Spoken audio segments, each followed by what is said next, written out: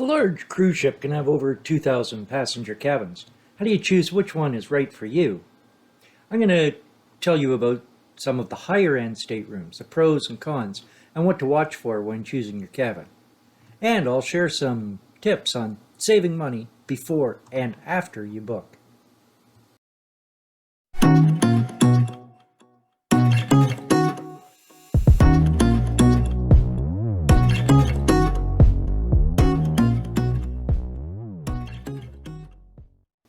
In part one, we looked at where on the ship you want to be and the lower price cabins, the inside and ocean view cabins.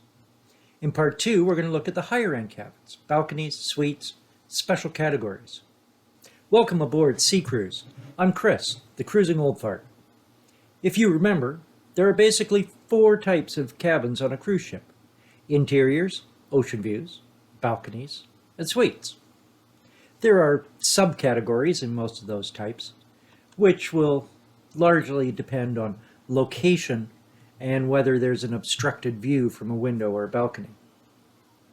Then there are 2 main kind of special categories: the ship within a ship concept that offers a few more perks and special services, and then there are accessible cabins, especially designed with mobility issues in mind.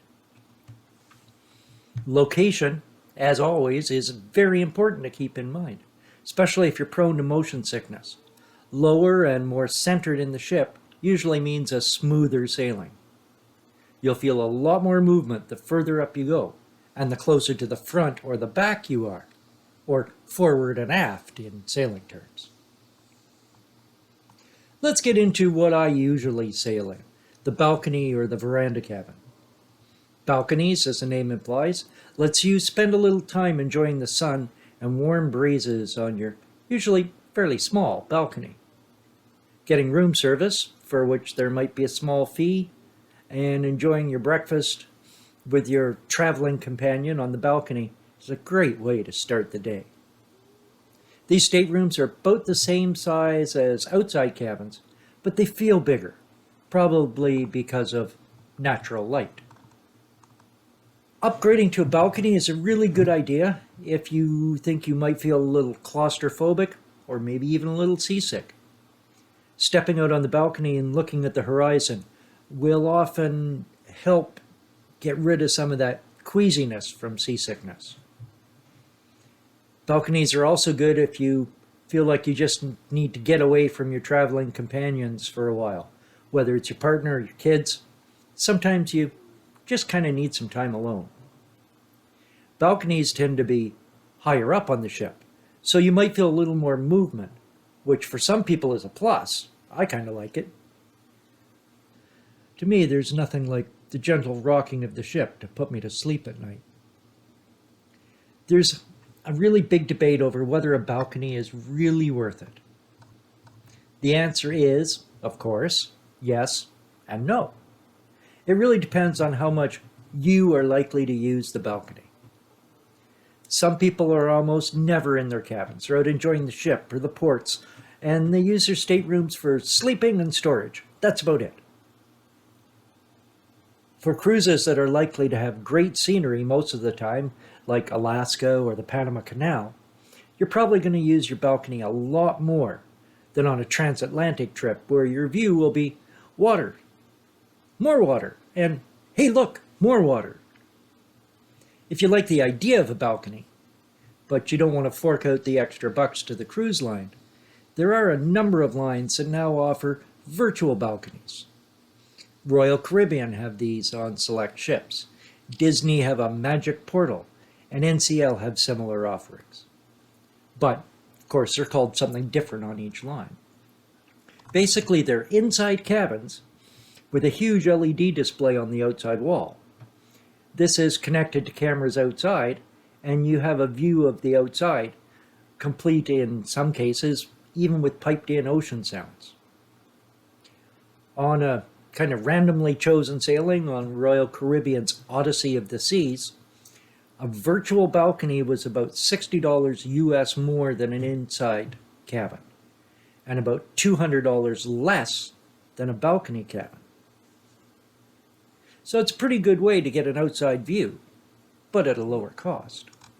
Celebrity Cruises also offers an infinite balcony on some of their ships. This is a balcony that's more enclosed, and you have the option of having the upper window section open or closed.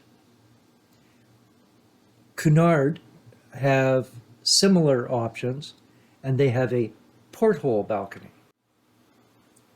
There are, of course, pros and cons to a balcony cabin. On the plus side, balconies let you see, hear, and even smell the ocean as you wend your way around the world. They also give you a separated space just to put your feet up and relax. But they are more expensive and should be booked early for the best selection. They go very, very quickly. Just a couple of cabin types left, but before we get into those, let me take this opportunity to remind you that liking this video and subscribing really helps the channel get promoted better by YouTube. By hitting the notification bell, you will also know when a new video is posted. There's no cost. Like I said, it really helps the channel, and thank you for your support.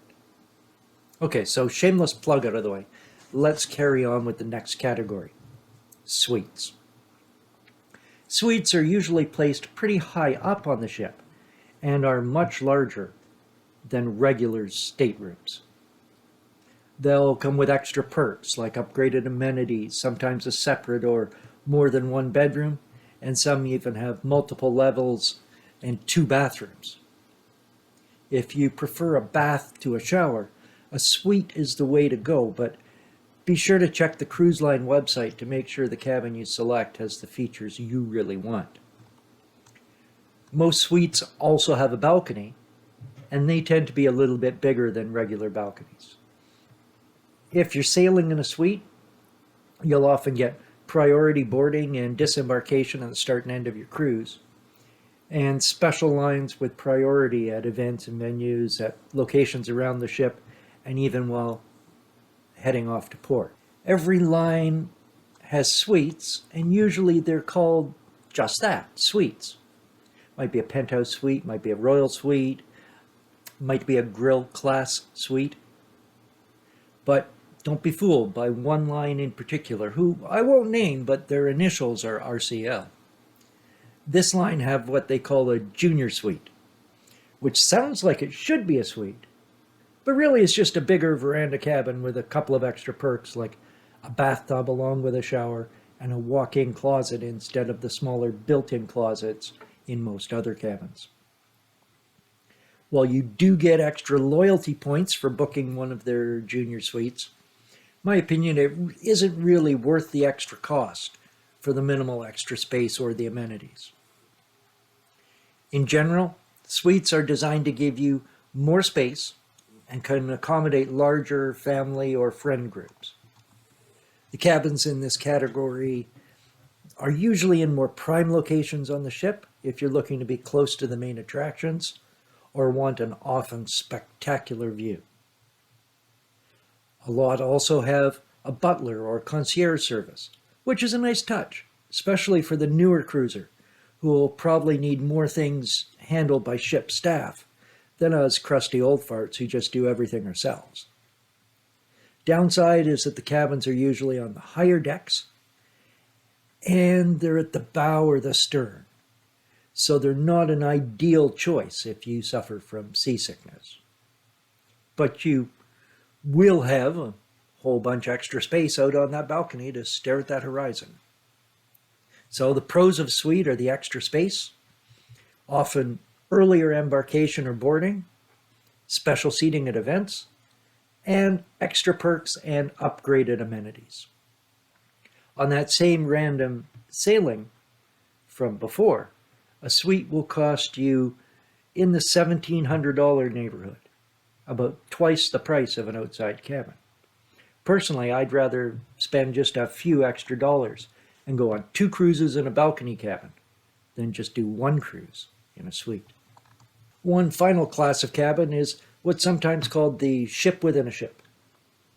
These would be areas like the Yacht Club on MSC, the Haven on NCL, the Retreat on some celebrity ships, the Princess or Queen's Grill on Cunard, and Royal Caribbean's whole Royal Suite class.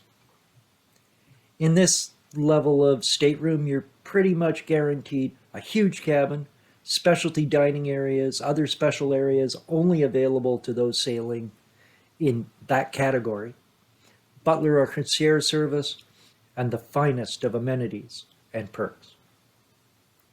This is as close as you can come to an all-inclusive experience, with most lines including gratuities or tips, a drink package, Wi-Fi, and some specialty dining in the cruise fare. Service in a suite is, as you would expect, exceptional. The ship staff will bend over backwards to ensure you have the best possible experience. Which isn't to say they won't do that in an inside cabin. But strangely enough, things tend to happen faster and easier when you flash that diamond-encrusted special black SeaPass card that glows in the dark and lights up to show off how special your cabin is. All right, that's exaggerating a bit, but you get the idea. The pros to this level of cabin are, of course, the extra space, the large or even enormous balcony, the extra perks, the upgraded amenities, and often even a hot tub in your room or on the balcony. The negative side is mainly the cost. While you could have a group of 4 people in a larger interior room for about $4,000, the same 4 people on the same cruise would run you about $18,000 in a higher level suite. Granted, there are a lot more things included, and there's a lot more space and privacy, but you could have 2 balcony cabins for less than half the cost of a suite. I think you know what I would pick in this situation.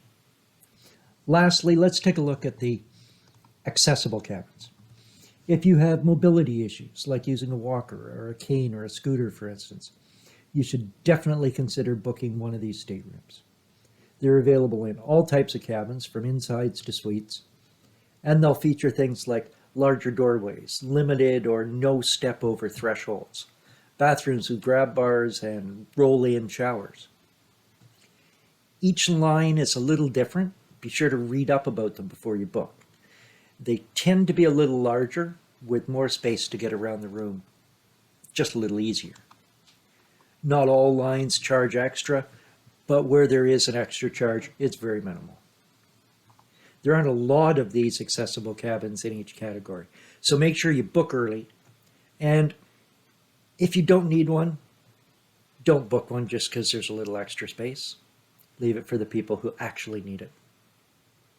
Oh, I almost forgot to tell you about how to save money when you're booking your cruise and afterwards. First of all, check out the prices of all the cabin categories when you're looking at the cruise line website. Cruise lines will often offer deep discounts for booking very early on, especially for sailings out of prime season or on newer ships or itineraries.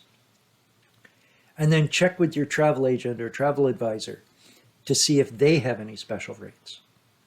Travel agents affiliated with larger agencies might have group space booked at special rates or have other offers you can't get if you book directly with the cruise line. Finally, check the cruise line website frequently after you've booked. If you see the prices dropped or they're having a special sale, they'll often give you the better rate, but you have to ask for it or have your travel agent demand it. Agencies that book a lot of cabins with any particular line have a lot more pull than the average passenger who booked directly with the line. No matter what category you book, you're bound to have a great time, making memories to last a lifetime. Remember, a bad day on a cruise is way better than a great day in the office. Hope this has helped you decide what'll work for you on your next cruise. If you're just getting started checking out your next amazing vacation, check out my other videos for more helpful information and more tips to make your experience amazing. And for information on the Inside and Ocean View cabins, check out this video next. Hey, thanks for stopping by, and we'll see you on board.